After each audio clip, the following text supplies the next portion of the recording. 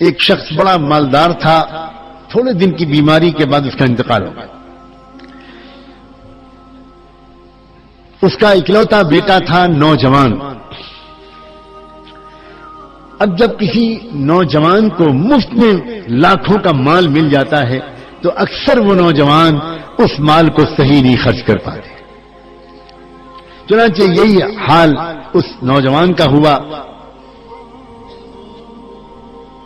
شراب، شباب، کباب، ہر قسم کی بدکاریوں میں، گناہوں میں، برائیوں میں وہ پھنس گیا. ماں اس کی بیوہ ماں بہت نیک تھی، بار بار اپنے بیٹے کو سمجھاتی تھی، خوشامد کرتی تھی کہ بیٹا یہ سب مت کرو، یہ تباہی کا راستہ ہے، یہ ہلاکت کا راستہ ہے. لیکن جوانی کا نشہ، مفت کی دولت کا نشہ اس نوجوان کی سمجھ میں کچھ نہیں آتا تھا. یہاں تک کہ اس کو بیٹے کو ایک مہلک بیماری نے گھیر لیا اور کچھ دن کے بعد علاج کرنے والوں نے بھی کہہ دیا کہ یہ بچہ بچے گا نہیں. مہلک بیماری ہے جس کا کوئی علاج نہیں. عام طور پر جب بے حیائی کے کام کوئی کرتا ہے تو ایسے گناہ، ایسی بیماریوں میں وہ پھنس جاتا ہے.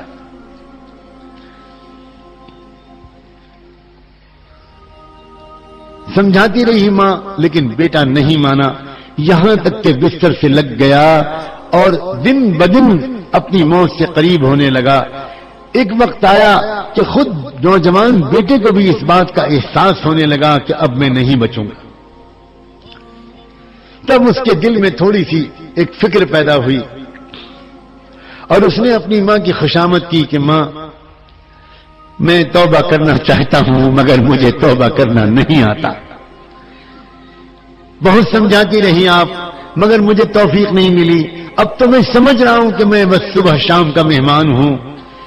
آپ ایک کام کریں، آپ چلی جاؤ حسن بصری کے پاس، وہ تو بڑے اللہ والے ہیں، ان سے یہ کہہ دو کہ ایک نوجوان توبہ کرنا چاہتا ہے، گنہگار ہے، بدکار ہے، لیکن اس کو توبہ کرنا نہیں آتا. وہ آ جائیں، مجھے توبہ کرا دیں، میں توبہ کر لوں گا تو میں بچ جاؤں گا. ماں خوش ہو گئی، جلدی سے تیار ہو کر گئی پردے کے ساتھ. ان کی خدمت میں حاضر ہوئی، سلام کیا، تعارف کرایا. حضرت میں وہ بیوہ عورت ہوں جو میں بار بار اپنے بیٹے کے لیے آپ سے دعا کے لیے کہتی تھی. آج اس بیٹے نے مجھے بھیجا ہے، اب بستر سے لگ چکا ہے، موت قریب ہے، مگر اس نے یہ کہہ کر بھیجا ہے اگر حضرت تشریف لے آئیں گے مجھے توبہ کرا دیں گے، میں توبہ کر لوں گا. میں توبہ کرنا چاہتا تو ہوں مگر مجھے توبہ کرنا نہیں آتا. حضرت آپ چلے چلیے، بڑا احسان ہوگا، اب توبہ کرا دیں. حضرت حسن بصری نے کہا کہ نہیں بھائی میں اس وقت تو نہیں جا سکتا، مجھے تو درس دینا ہے. سینکڑوں اور ہزاروں لوگ درس حدیث کے لیے بے چین انتظار میں بیٹھے ہیں، میں اس وقت تو نہیں جا سکتا. معذرت کر لی انہوں نے. ماں بیچاری اداس واپس آ گئی. بیٹا دروازے کو تک رہا تھا. ماں کیا ہوا؟ ماں نے کہا بیٹا تو بڑا بد نصیب ہے، میں زندگی بھر تجھے ان کے پاس لے جانے کی بات کرتی رہی، تو نہیں گیا، آج ان سے کہا تو وہ نہیں آئے، تیرا نصیب ہی خراب. بس بیٹا رونے لگا. روتے روتے اس نے کہا ماں گواہ رہنا میں اپنے اللہ سے توبہ کرتا ہوں. اور کہنے لگا اللہ آپ مغفرت کے لیے حسن بصری کے محتاج نہیں ہیں، اللہ آپ ان کی آمد کے محتاج نہیں ہیں. اللہ دنیا کا سب سے بڑا مجرم بندہ اس وقت آپ سے معافی مانگ رہا ہے، اللہ مجھے معاف کر دیجئے. میں جان رہا ہوں اب میں آپ کے پاس آنے والا ہوں، اللہ مجھے سزا مت دیجیے گا، اللہ مجھے معاف کر دیجیے گا. یہ کہا اور یہ کہتے کہتے ماں سے کہنے لگا ماں میں چلا اور چلتے چلتے دو باتیں کہتا ہوں، مان لینا مجھے مرنے کے بعد مسلمانوں کے قبرستان میں مت دفن کرنا، مجھے اسی گھر کے کسی آنگن کے کونے میں دفن کر دینا. اگر مسلمانوں کے قبرستان میں دفن کرو گی تو مجھے اتنی سخت سزا ملے گی کہ میرے بغل میں جو مردہ ہوگا اس کو بھی تکلیف پہنچے گی، اس لیے مجھے مسلمانوں کے قبرستان میں مت دفن کرنا ماں. اور دوسری بات یہ ہے میرے مرنے کے بعد اپنے دوپٹے چادر سے میرے گلے میں پھندا ڈالنا اور میری لاش کو مرے ہوئے کتے کی طرح اس شہر کی سڑکوں اور گلیوں میں گھسیٹنا تاکہ میرے دوست نوجوان ساتھی یہ دیکھیں کہ اس طرح کی زندگی گزارنے والے کا یہ حشر ہوتا ہے، شاید وہ پہلے ہی توبہ کر لیں۔ ماں میری دونوں باتوں کو مان لینا، کلمہ پڑھا، استغفار کا کلمہ پڑھا اور جان نکل گئی۔ تھوڑی دیر تک ماں روتی رہی، بیٹھی ہوئی، پھر کیا کرتی، کب تک بیٹھی رہتی؟ بچے کے جسم پر چادر ڈالی، محلے والوں سے جا کر کہا میرا بیٹا انتقال کر گیا، گھر میں اور کوئی مرد نہیں ہے، تم جانتے ہو، تم مدد کر دو میری، اس کو نہلانا، غسل دینا، کفن پہنانا، دفن کرنا، یہ سب تم کرو، اللہ تم کو جزائے خیر دے۔ میں پردے میں جاتی ہوں، تم اس کے بدن کو، جسم کو، لاش کو اٹھا لاؤ اور پھر اس کی تیاری کرو، تجہیز و تدفین کی۔ لوگوں نے کہا بہت اچھا، آپ الگ ہو جائیے، میں ابھی ہم لوگ آتے ہیں اور لے جاتے ہیں اور خدمت کریں گے، آپ بالکل فکر نہ کرو۔ ماں نے کہا جب جنازہ تیار ہو جائے تو مجھے اطلاع کر دینا۔ ان لوگوں نے پوچھا کہ جنازہ کون پڑھائے گا؟ کہنے لگی آپ لوگ آپس میں مشورہ کر لینا، جس کے بارے میں مشورہ ہو جائے وہ نماز جنازہ پڑھا دے۔ پھر ایک دم سے ماں کو خیال آیا اور ماں اپنی مامتا سے مجبور، ماں اپنی محبت سے مجبور، ماں وہ ایک مرتبہ پھر برقع ہو کر حضرت حسن بصری کے پاس حاضر ہوئی اور وہاں جا کر پھر ایک مرتبہ کہا وہ نوجوان کے لیے میں آپ کے پاس آئی تھی کہ چل کر توبہ کرا دیجئے، اس کا انتقال ہو گیا ہے، حضرت میں آپ کو اللہ رسول کا واسطہ دیتی ہوں، ایک مرتبہ آپ اتنا کرم کر دیجئے، آ جائیے اور میرے بیٹے کی نماز جنازہ پڑھا دیجیے۔ شاید آپ کی نماز جنازہ پڑھا دینے کی برکت سے میرا بیٹا سزا سے بچ جائے، اس کی مغفرت ہو جائے۔